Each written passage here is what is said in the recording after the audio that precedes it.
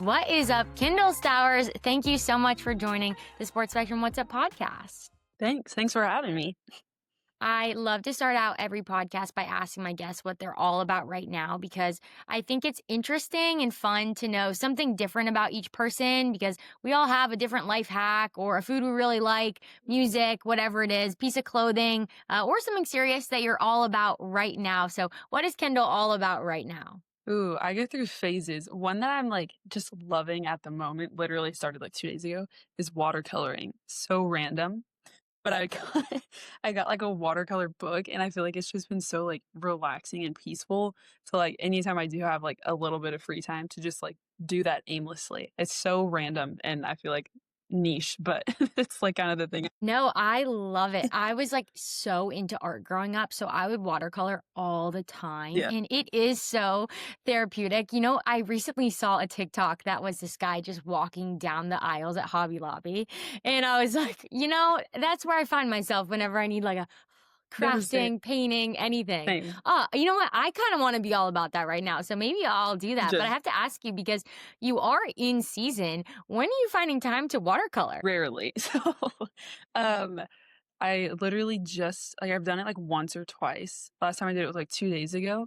But the days that you do get a random 30-minute time slot to sit down and do something, it's few and far between. But for some reason right now I go to watercoloring, and sadly today I might be able to after practice, but I didn't have time yesterday, and this morning I don't have much time either. But yeah, no, it's not easy to find the time. But whenever a little portion of your day and you're what do I do? I'm okay, watercolor. So is there an outline that you're filling in, or are you freehanding it and then coloring it No, in? okay, so that's my goal. I want to get to the point. I also did a lot of art growing up, but I would paint with acrylics, and I would normally have a reference photo. So I want to get to the point where I can just doodle and come up with stuff like that freely. But at the moment, I have this little booklet, and there's already outlines in there.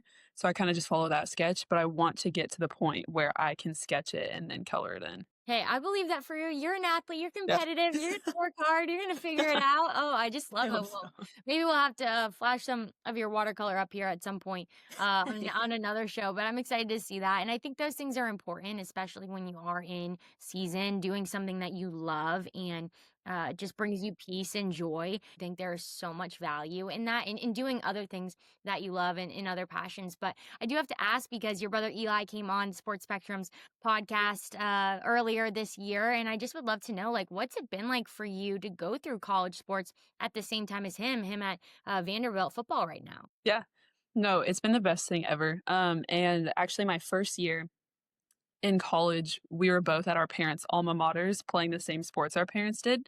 So my freshman year at Baylor, I was playing volleyball, and my mom also went to Baylor. She didn't finish out her career playing volleyball there, but she did play there for a semester before she ended up just going beach, back before beach was a collegiate sport. And my brother was playing football at New Mexico State, which is where my dad also played football. So that was a fun start, kind of just a whole family thing that we got to experience for a year. But since then, it's just been a blast. I mean, I'm sure we'll kind of get into that a little bit later, but last year with my medical retirement and everything going on, I was able to go support him and actually watch a lot of his games, which was an absolute blast, because Vandy, had a breakthrough year last year and is just continuing that right now. But it's been so much fun, especially now that I'm at A&M, because he used to play here. So a lot of the people I'll run into, they're like, oh my gosh, how's your brother? We're still cheering him on. We miss him. We wish he could have stayed here, but we're so happy for him that he's doing well. So it's not even just me cheering for him, the whole university is too, because he is also an Aggie, once an Aggie, always an Aggie. So it's been an absolute blast. I can't, it's not real, honestly. This is his 5th year, so it's we got lucky to even experience this, but it's been so much fun. That is so cool, just how Texas A&M still loves him and treats him with that same type of respect, and that you can feel that as well. And yeah, the success that his team is having is so fun. I actually got to be at Vanderbilt when College Game Day was there, and the whole time, man, I just wish I was a Vanderbilt, went to Vanderbilt, because it looks so fun. Everybody's able to cheer on their school, and just such an exciting time for them. But it just makes me wonder, because I have siblings who I played lacrosse with my sister in college, and my brother's now a college football quarterback, and so we overlapped throughout my time in college. And I was able to gain so much encouragement from my siblings, even though I'm the older one, and I think vice versa as well, just whether it was faith-based, not faith-based, just you're going through the similar things with your family, and so I just would love to know, is there maybe a moment throughout your transitions or injuries that you faced, or maybe just the highs and the joys in life through college athletics that you can pinpoint with your brother Eli? Yeah, there's quite a few. We actually have lived, like, very similar lives, in multiple ways, but I think one with the injury for sure, we've both kind of tackled and gone through that a lot. Like when I had a few concussions and Eli had his shoulder surgery, I had the same shoulder surgery a few months later. He had his big knee that he had had in high school. Like, I mean, we've kind of just gone back and forth with that. And I feel like we kind of just bounce off of each other of like, yeah, we've been there, we've gone through it, but we will get through it again. And the Lord will provide that strength to get through it. And there's been a lot of those. I think one that I remember, like, to pinpoint specifically was when I transferred last December, because that was something that then at that point he'd gone through twice. So he'd been in the portal twice, and he just helped give me a lot of advice and, just, like, some knowledge that he had even when it comes to A&M since he was here. There was a lot of that, like, just, like, mentorship of, "Hey, I've been here, like, I can help you, I have some advice, I know what to do, I know how to make this smoother than" I mean, the transfer portal can be, it's a little bit of a scary place sometimes, but, I think that that was a big one. I had a lot of conversations with him about that, just trying to pick his brain on anything that he can, give me to help through that process. That is it's so special that your stories parallel each other in so many ways. And yeah, a lot of those things that you described are hard things. Like you even mentioned the transfer portal being scary. I never went in the transfer portal, but I always had this joke with my cousin who went to Boston College with me, who ended up actually entering the transfer portal is and when I was later in college is when it started to become more of active and more of a thing, especially in women's sports. But we always thought of the transfer portal as like, this is gonna sound so crazy, but like the Jamba Juice sign, it just was like a tornado in my head, and you Yes. enter this No, like yes. cyclone, and really that's not probably what it is. It's like a database, it's online kind of thing. Yeah. But in No, my that's head, you hear hilarious. portal and you think you're gonna get like swept up and spun, and then my cousin ended up actually going in the portal, and my sister as well, and definitely different than seeing like the reality of it. But Yeah, from the outside, yes, like just before you even enter it, probably scary. So just so yeah. special and cool to hear how your stories really paralleled each other. But I love to ask, high performing college athletes, what did you do back when you were in youth volleyball or your club days or even just high school? Maybe it was a drill. Maybe it was something that you did outside by yourself at your house. Maybe it was something you did as a cross training that you can look to your college experience now and say, man, I'm so glad I was doing that in my backyard, or I was doing that in the gym by myself. And it's really helped me, big or small, in my career as a college volleyball player now. Yeah. I don't yeah, I guess I don't really think about that a lot today, so that's an interesting question, but, I think one, like, I was still in high school when COVID hit, so that was a big phase of everyone, obviously athletes still trying to maintain that without being able, especially in a sport where you're playing with a team and there's no more team really during COVID. So, at home, I was one of those people that had that, like, wooden board that I would set up against the wall and would, like, pepper against it on my own, and I feel like that's just a fun memory to have, and I don't know, I feel like it's just another one of those stories that shows how much I love the sport and care about it, because in that time, I was like, "No, like, I have to play, like, I can't stop doing that, like, it's so much fun." So there was that I think I don't know, it just drives my love for the sport, and then like, more so outside of the volleyball realm, I ran track for a very long time, and just, like, dabbled in a lot of different things. I played soccer for a long time, basketball, track, and then outside of that, like, crafting and, like, random stuff like that, which you don't think about relating, but I think that's just another aspect of, like, it made me love volleyball more because it volleyball wasn't my only focus. And I mean, I think that that still relates now to, like, my faith of, like, volleyball isn't my whole life, but back then, when you're, like, at that young of an age and you're trying to just, like, have fun with things, I think if I dove in so hard into volleyball only when I was young, I probably would've gotten burnt out.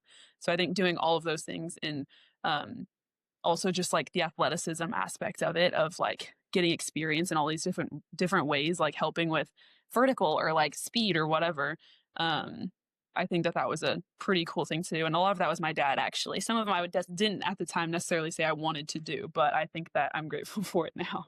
I can relate to that because my dad always had a rule about like you're not allowed to just play one sport. Like you can't Yeah. specialize, you're doing everything. And it was hard, right? Like at times you see some of your friends, they have like a season off and they can do the real preseason training for their sport. But what I didn't realize is playing basketball in the winter really helped me for my main sport, which was lacrosse, and learn how to play defense, right? And like little things like that. So listen to your parents. It definitely works out. And I think the burnout is real. Like I remember being just so tired going from a club team that I was going to my high school team and different sports. But I realized I found more joy playing my main sport, which was lacrosse, when I was able to do other things. So I love hearing about that. But I do want to talk about just your time at Texas A&M in this group and find out a little bit more about this group of women that you're with. So what's been your favorite memory just with this team so far this season? Ooh, we have so many. This team is one of a kind. Like, we literally just have so much fun no matter the scenario, and I think that it's just an amazing thing to see, from that, like, Christian lens of just joy, like, this abundant amount of joy that we have on this team of, like, we're I think this is the one memory we all tell anytime someone asks this question because it's just engraved in our heads because we were in the middle of fall camp, so, like, everyone's exhausted. We don't really get to leave the facility very much throughout the day. Like, we're with each other literally 24/7 besides the few hours you get to go home to sleep at night. But so we're all pretty exhausted and just like trying to keep up the spirits to make it through fall camp really. And we would come have team breakfast every morning at the dining hall, and we were here one morning with we did like positionals first, so it was all the passers, all the people who passed, so not the middles and opposites or setters, but everyone else was there. And somehow it would this was during rush, so like I think Bama rush was all over someone's TikTok, and we started talking about how like Aggie volleyball basically is a sorority, like when you think about it. I And can totally I'm sorry to cut you off, but I have the same feeling towards my lacrosse team because we all lived in a house together one of the years. We're lived together the other years, worked together all the time. We're doing our hair together pregame, like we're doing our makeup for media day. Like we're kind of getting the same experience, it's right? literally all yeah, exactly. And so we're just like kind of going on that track and we're at first just like fully joking about it. And we're like, oh my gosh, like we start coming up with like a hand sign and it was like ended up being like something like this. So it's like AV, like Aggie volleyball. Um and one of the girls made like an Instagram page and everything. And it was like Tau Alpha Mu because it spells out TAMU, so Texas A&M University. Like they were like really invested in this. We made some TikToks and posted it and all the things, and it was so funny and it was just a blast. Like it's, I mean, 7:30 in the morning. We're all in the training room and like just tired. Like we're like in the middle of fall camp, just going through it, and we're all in there. Like someone started like the rush days where they like open the doors and like all of the sorority girls are lined up doing like the Yes. dances and claps and yes, yes. Yeah, so we did that and like made this whole video and it was so funny. But I think that it just I mean represents our team of like even through like those hard moments, like we're always together and always like finding a way to be joyful through all of it. So That is the best story. I absolutely love it. And I think it's so important, especially in those like preseason camps, because it gets mundane. You do feel tired and lethargic, and it's also intense. You're competing for your spot. And I think you're going to go after it on the court, but like outside the court, you need those fun moments with your teammates. And I do think it's really important to bring yourself back into like the school, in the culture at school. And you can feel isolated as an athlete and feel like you're in your bubble with just your team. But the more that you can do things to get yourself involved with what other student athletes are doing, what other non athletes are doing at the school, it enriches your college experience and it is so fun. Even if you have to like pretend. I remember my freshman year at Boston College was 2021, 2020, 2021, and it was like peak COVID. Okay. And I obviously couldn't do anything on a Friday night while I was in season, and we weren't allowed to. Had to be 6 feet away from everybody, and I had a mask on. Really couldn't leave my room. And I remember sitting in the doorway of my dorm and handing the girls that lived on my floor all my clothes, trying all my clothes, and they would walk up and down the hallway, trying my clothes, see what they're gonna wear that night. And I like got to live through them through their little fashion show. And I wasn't obviously like able to do that because I had to be social distance for my sport, but it just got me involved with people around me and I could kind of live through it. So, kind of silly explanation there, but I think that's so awesome. And I love that story. I love that story from you. It's so fun.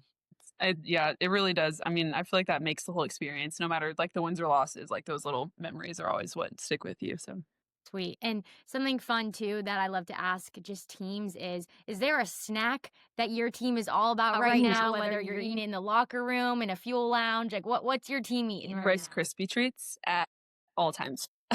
Like it's crazy how many of those we go through. So in our little lounge where they have all of our snacks and drinks and everything, um, we just got a new nutritionist this past like summer. So she came in and was like kind of moving things around, adding new stuff. And so they just added Rice Krispie treats like within the past, I think sometime in the summer, like June, August maybe. Or I mean July or August. And we go through those constantly. It's the funniest thing, but they're so good. And it's one of those where it's like, also, I mean, we always talk about carbs and how important they are in the middle of season and stuff like that. So we're like, I'm just gonna keep eating them. Like good carbs fuel me for practice. Just eat a Rice Krispie treat. So It works. It works. Those nutritionists that they give you the green light, you're gonna do it, right? Whatever they say. That's so great.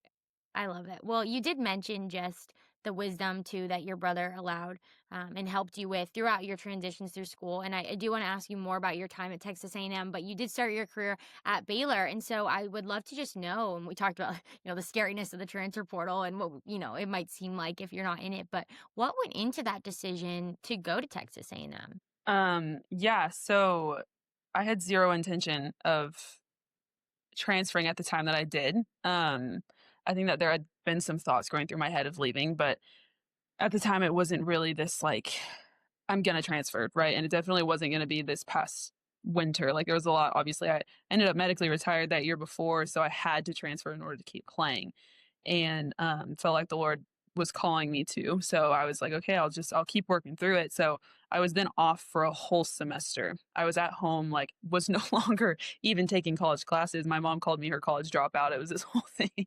But so I was just at home last fall, which was why I got to watch so many of Eli's games. But I also was able to watch and talk to a lot of friends in volleyball. And so I watched a lot of games. I was looking at different like decisions coaches made, also looking at like the way that the girls play and how they interact with each other. I think that's a big thing. And honestly, like I remember that August before I was working a camp actually at A&M. I was working an FCA camp, and one of my friends was like, "Oh my gosh, like you should come here. Like why don't you just transfer to A&M? Like we could, like hang out all the time." I was like, "No, I would never go to A&M." I like literally was like, "That's not happening."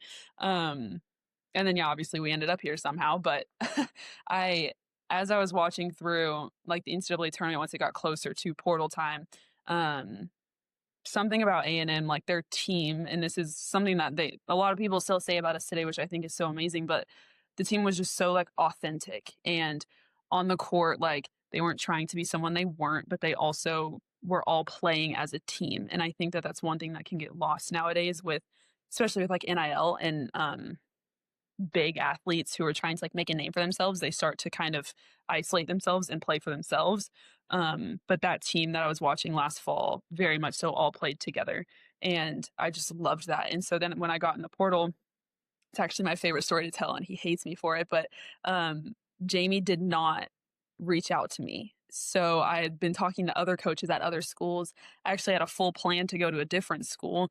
But the Lord ended up closing that door, which I'm so thankful for today. But I gotten in the portal and I was at practices at my old club, and I was talking to one of my old club coaches, and he was like, "What about A&M?" And I was like, "Well, it's not like they've reached out to me, so what am I supposed to do about that?" And he was like, "Well, he called me and was asking about you, and um, he was like saying that he was interested in whatever." And I was like, but he hasn't texted me, so that's kind of weird.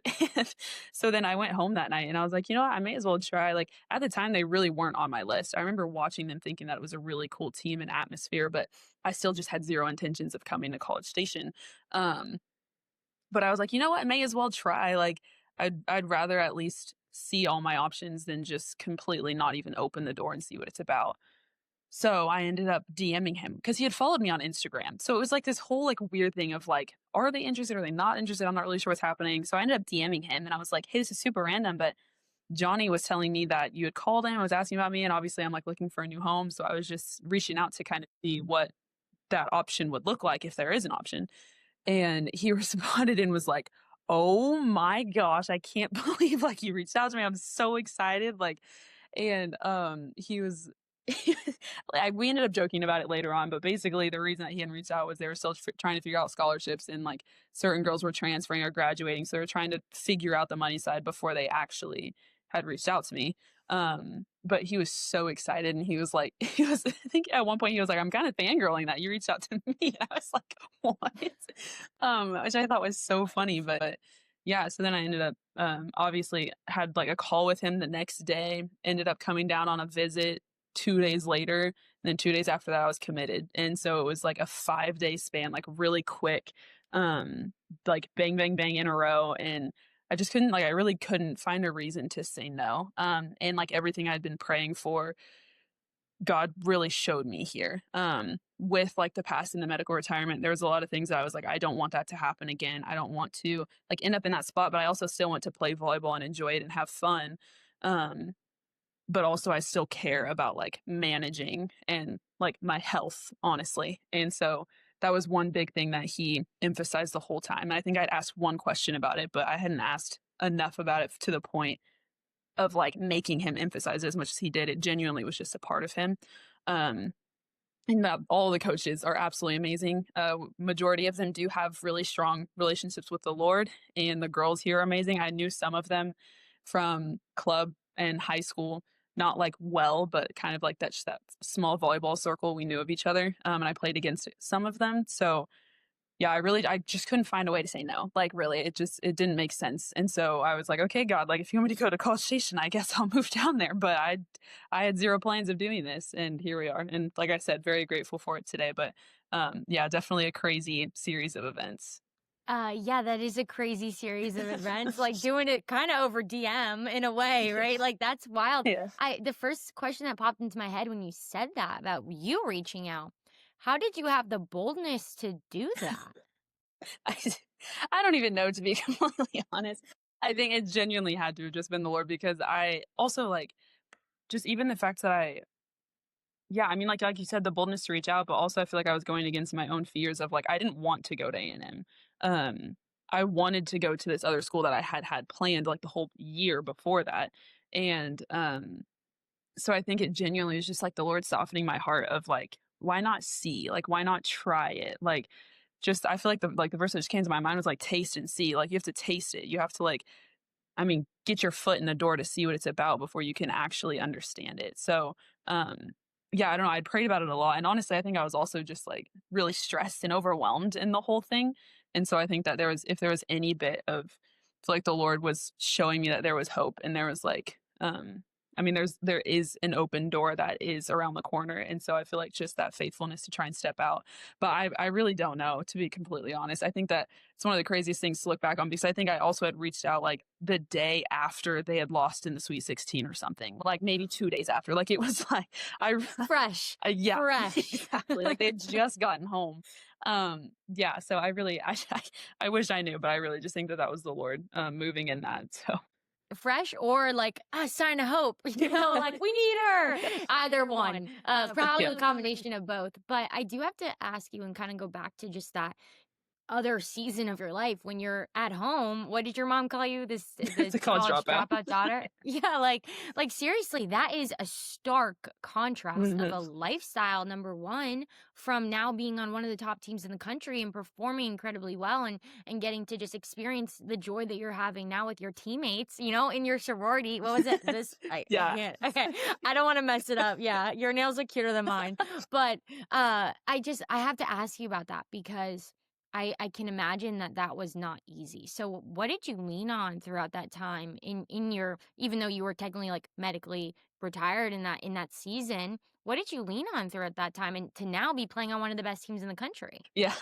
Um, I mean, obviously the Lord, like, simple answer, and he was my foundation throughout that entire thing. I, like, genuinely couldn't have done it without him. I think that in that phase of, like, I mean, I'd been playing volleyball my whole life, of, like, "Wow, I don't have that. What am I doing?" Then, like, now I'm watching everyone else do what I was doing the year before, and I'm just not involved in it in any way, like, I'm not even on campus. Um, it was very interesting, and it was something that was initially, like, pretty rough to wrap my head around, but genuinely just, like, leaning on the Lord and understanding that there like, in due time, basically. Like, there will be a time, it's just not right now, and just holding on to that hope of, like, the light at the end of the tunnel, but even then, like, I didn't even think that it was that bad of a season, like, I think that I'm so grateful for all of it because, I mean, even just this season, I've only gotten to watch or I've only gotten to go to one half of my brother's football game at Alabama because we had played at Alabama too, so, like, looking back on that last year that I got to go to like 8 of his games or something crazy, which I was never gonna be able to do with both of us being in college and playing sports. So grateful for and being able to go to Nashville and stay there for a while because I didn't have to come back for class. I got to grow a lot closer to him in this like new season when we are so far apart. But then also like family and I started to get more involved in my church back home, and so I was in, like, a Bible study with a bunch of these amazing women, who were just, like, pouring into everyone in there, honestly, every week, and just things like that. I think that just the people around me were so faithful, to the Lord, and then through that, like, helping me through everything, and also just being gracious of, like, understanding that I am going through, like, a tough time, and it isn't necessarily the easiest thing, um, but yeah, I think that there was a lot of I always say like a million little miracles is what the Lord kind of has shown in my life of yeah, there are like kind of these big things that happen, but he's just faithful in the million little miracles that he provides, even with like people who are willing to help me train or like lift or play or whatever that might look like. Just all the little things that he stayed faithful in. That was so beautiful, everything you just said. And it's so cool that you're able to have that perspective already. And I think that's like incredibly impressive because sometimes it takes years for you to be like, oh, you know what was sweet about that time at home? I got to go see my brother play. Right? Like some people they don't care. They're like, you do your thing, I'll do my thing. But it's like it shows the relationship that you have. And it's also just so special to see like the people that you're even saying, like, this person helped me train and I got to be a part of this Bible study, and so and be a part of that church. I love that. So it's so cool just to hear that part of your story. And I did recently see you speak. I think it was called Breakaway Ministries. Is that Yes. correct? Yeah, Maybe at breakaway. Texas A&M. Yeah, and there seemed like to be a big crowd. You were sharing your testimony. So can you just describe what that experience was like? Yeah, so Breakaway is such a cool ministry. It started a long time ago. I don't know the year, but a while ago. And it started out just as like a small Bible study, and they called it Breakaway, just like break away from life, basically, like break away from studies and whatever. And they would just go this small little Bible study, and it ended up growing to now what I believe I remember correctly is like the world's largest, basically college young adult Bible study thing, right? And so each week there's like a couple thousand that come. And A couple thousand. it's I That's think I don't crazy. really know the numbers, but I'm pretty sure I would say like around like 1 to 2,000 each week. Um, maybe, I don't know, I could be off on that, but around it's a decent amount. I mean, like a whole quarter of like Reed Arena is full basically. So, it was a really cool experience. They had reached out to me a while ago. They like to have athletes come and like or not just athletes, but people in just orgs on campus, come and read scripture. Basically, they'll stay on stage and like read the scripture that um, Brian McCormick, the speaker or pastor of Breakaway, will be going over. And so they had reached out to me about having volleyball do that. And I was so down. I was like, oh my gosh, yes. Like, I love you. Like, I went to Breakaway a lot before that, anyways. And so then they reached out about that, and I was so excited. So I like got a bunch of girls together to go up there and do that. And then a few weeks before, they were like, wait, we've actually been starting to do this new thing where we have students share their testimonies. And they'd only had one do it before I did. And they were like, it went really well, though, and we loved it. And we think that you would be awesome to do that as well. I was like, Okay, yeah, I mean, like, I would love to, but I was like, "Dang, I've never spoken in front of that many people." Like, I mean, I think I'd spoken in high school at, like, what are they called, like, pep rallies or whatever, like, done stuff like that, but that's just not anywhere, like, it's just not equivalent, and, so to be completely honest, like, I was very nervous, like, I was sitting in my seat before, we had gone through worship, and I was, like had sat down, like, hands open, was just praying, and I was like, "God, like, no ounce of my body right now wants to go up on that stage, like, I think that I could vomit, I think I could pass out, like, I think I think that that's how Yes. I feel in this moment." But I vividly remember saying in that prayer, I was like as I was speaking through, like, those fears and, like, anxieties that I was having, I was like, "But God, like, honestly, thank you just for the boldness to go up there even though my body is telling me not to." And I was just kind of holding on to that, and I kept saying, I was like, "Well, God, like, you opened up this opportunity. You brought me to this school to keep playing volleyball. Like, you then I mean, like, just like the domino effect of like I got here. Now, like you've put me in breakaway and have allowed me to be involved with that ministry. Now you want me to share my testimony. Like, you've created this whole storyline." And I was like, so I can only imagine, like, if you put me here, like, you'll make it happen. And I was just literally clinging on to that. I was like, I'm so nervous to be completely honest, but like, God, your story. And I was like, it's not even my story. I didn't write it. It's like, I can't really, you know what I mean? Like, it's not my place to judge that really. I mean, anyone, and I know everyone in there is amazing people. So I was like, it's not like anyone's going to judge the story. Like, it's God's story. He wrote it. It's beautiful. Um, and so yeah, then the lady like came and tapped me on the shoulder and she's like, "Okay, like it's time to go." And I was like, "Okay, just like let's do it." And our coach You're like, always "1 second, let me see, like, 5 more prayers, and then I'm coming up." no, seriously. But our head coach in volleyball also talks a lot about like breathing. And um I think it's one of those things that's like, I mean, it scientifically is helpful, but I think also just like with the Lord, like, just, like, breathing, like, I think that people, they call them, like, breath prayers or whatever, where, like, you're like, "Okay, like, I'm breathing in your peace and, like, breathing out, like, my anxieties," or whatever, that kinda thing. And so I was like I remembered, I was like, "Okay, breathe." And so I just, like, took a deep breath, like, went on stage, and then the second I got up there, it was, like, so freeing and so peaceful, like, there was no I was not nervous in the slightest, like, was just speaking, um and yeah, and then before that also I'd like prayed heavily of like, God, if you want me to share my story, like use it. Use it to speak to people, use it to touch someone's heart. And I think that, I mean, he definitely did that. And I was asking, I was like, I mean, I know that planting seeds, we don't always get to see the fruit of it. But I was like, but God, if you could, like, I mean, this is my first time like really sharing my testimony for that many people.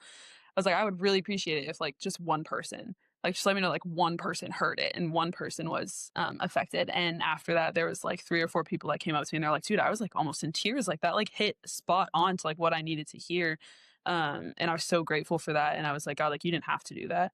I know there were countless times in my life where I've gone out and like done something trying to be faithful and I've seen nothing come of it. And so I was so grateful for that as well. But I think it was just one of those, it's another one of those like million little miracles of like these tiny little prayers that I've been praying leading up to this day. And so many of them were fulfilled and he was just so faithful in it. Wow. Well, I listened to it on YouTube and it's so beautiful. So everyone listening, you need to go listen to Kyndal speak at Breakaway Ministries. But I loved hearing the backstory and just thank you for sharing all of that because obviously it's hard to say, yeah, I was super nervous, but I do this I like literally speak and do shows and podcasts as my career, and I get so nervous every time I have to get up in front of a big crowd talking. And I think like what you said, something that has helped me in that time is like this is not about me. I'm literally introducing somebody, or I'm literally talking about totally different topic about something else, or like this is the Lord's story. And I thought that was so cool how you explained your testimony is like this is God's story that He's writing, and I'm just sharing this. And I think too, sometimes it's so easy to forget, like, all right, I should be sharing this no other reason than the Lord. Like, the only reason I'm here is because of the Lord. So that was just so awesome. And I loved hearing the backstory to that. And what a cool opportunity, too, for those people to come up to you. Because, right, like, you don't need it, right? You don't need that affirmation because you've done your job. Like, you shared and you did what the Lord was asking you to do and gave you the opportunity and you stepped out in that in boldness. But, like, such a gift, like such a little miracle, right? Like you said, and just something to hold on to, right? Because I think in life, it's not going to be like, yeah, like, you come out of medical retirement and your team's winning. Like it's going to be like this, right? Constantly. And you're going to be able to go back to those 3 people and those 3 conversations and hold on to that for the rest of your life, like for the rest of your life. And So just thank you for sharing that, and so cool to hear. Of course. Yeah. I love that story. It's now become one of my favorites. So Well, now one of my favorites too. So everybody go listen to the testimony and the speaking engagement there. But I do have to ask you because I know you're involved with FCA at Texas A&M. What does that group look like? oh my gosh, those are my people. I FCA has become such a big part of my life, even since being at Baylor. And just like the amount of joy I think that like regardless of the day, and I think it's also one of those places where we're all athletes, like we're all going through the same stuff, and we can all relate and go like to have those conversations that I feel like you might not be able to have with other people because they might not understand, or I don't know, just like different layers of it. But I think I mean, I literally love it. I my joy for FCA is so like just overflowing at all times. They become genuinely like my best friends. Like anytime anything goes on, I automatically go to one of them, and they're always there to listen. I think that it's kind of just the way we are for each other. But we have like our core leadership group, and so we have like co-captains. So myself, and then Sam Whitmarsh is a track athlete. He runs or ran the 800. He's now graduated, but we're like the co-captains. Then we have like our leaders who like kind of help serve and set up every week and stuff like that. And it's just been so special. And each week we do something different. We'll have guest speakers come in. We'll do like huddle groups where we're like share like a little tidbit and just like ask questions. And that's more of like just to be able to sit and talk about the word and be curious about it and learn new stuff. And we'll do like fellowship nights, which is kind of just like a brain break. It's just like an opportunity to just come like be kids again. The other day we did like a field day at the football indoor and had spike ball and kickball and whatever, which was super fun. So it kind of changes each week, but worship night is one that we have coming up as well. But no, it's just so beautiful. I think every single week, no matter what it is, like there's something that the Lord's showing up in and providing for someone in a certain way that we may not see, but no, it's genuinely probably the biggest blessing in my life thus far. That's so awesome, and it's fun, right? It's like a differentiator in your schedule. You do watercolor, volleyball, and FCA, and then, Exactly. probably more things, obviously, but I think it's so important to get outside of just your bubble and your daily, like, okay, this practice, lift, film, treatment, game, all those things, travel, all those things. And in volleyball, you guys have a crazy schedule. You're playing like midweek games. I mean, you in softball, like to me, I don't know how you guys do it. It impresses me so much, but I'd love to just know. And obviously, you're far from over your volleyball career, and you have so much more to go. But just zooming out, is there maybe one takeaway or something that you've learned throughout your college volleyball journey that you feel like the Lord has really put on your heart and opened your understanding to? I think it changes very much so with the season. But genuinely, I think in the season that I'm in right now, it's just a lot of one, I think growing up, like being in sports, especially just like with the society that we live in, like everyone loves athletes. And I think that that's so beautiful. I think that, I mean, even like in the Bible, like the Lord talks about athletes. Like it's not like this is a bad thing, but I think that it presents a lot of opportunities for like pride and for boasting about yourself because of, certain accomplishments that you may have. And I think one thing in this season that the Lord has definitely been putting on my heart is the fact that it's not me. Like, and I think that the medical retirement emphasizes that of shouldn't even be here. Like I shouldn't even be playing the sport of volleyball. So anything that comes along with that genuinely is extra, and it's just another blessing that the Lord has allowed me to have, and literally just nothing that I could have done on my own strength. So I think that that's definitely one thing of just like it's not about me, genuinely. And there's literally nothing that I could do to have been here. Like all I did was I mean, just be faithful and just listen and try and take that next step. But I did absolutely nothing to even have the opportunity to play volleyball today. So definitely that like pride piece, but then also the piece of like just suffering, like joyful suffering. I think that's something I'm going through right now. I'm currently in a boot. I know you can't see that, but I have a stress reaction in my shin. I'm still playing, but it's just one of those nagging things that is annoying. And it's just another opportunity to be like to genuinely feel the joy of the Lord that doesn't change with circumstances, because it's so easy to let that affect you. And I think there for a little bit it did. I think like the last week has been really rough, but yesterday I woke up and I was like, no, God, like that's not, we're not going to let the circumstances affect what you've given me. So I was like, no, joy. Like, you've provided joy, that's what it says, and peace that surpasses all understanding. And so I was like, we're just gonna cling to that and keep going with that. And I think that that's another big thing of like the Lord is still faithful in that, and He allowed it to happen, and He's with you in it. So those are the two big things that He's taught me a lot through volleyball, and that's another one that goes over the years, like not just right now. I think it's a constantly like it's constantly growing, changing, but um, just that like humility and also like genuine joy and peace that He provides. All right, well, Kyndal, last question from me. Do you wear headphones or no headphones pregame? Headphones. We have a lot of obviously fun music that goes to hype everyone up for game day, but I like to listen to like worship music and like calm myself down when like emotions go crazy. I feel like I'm not myself. So I definitely put my headphones on, and I'll put them on for like our like serve and pass that we do for a little bit to just like get in the good mindset that I want to be in for the game. But definitely headphones always. I love it. Well, now we're going to know what you're listening to when we watch you on TV and cheer Texas A&M volleyball on. But seriously, thank you so much for making time in the midst of your season to come on the podcast. It was so cool to just hear the backstory of when you were sharing your testimony and just getting to where you are now. And so excited to continue watching you this season. Thank you. Thank you for having me.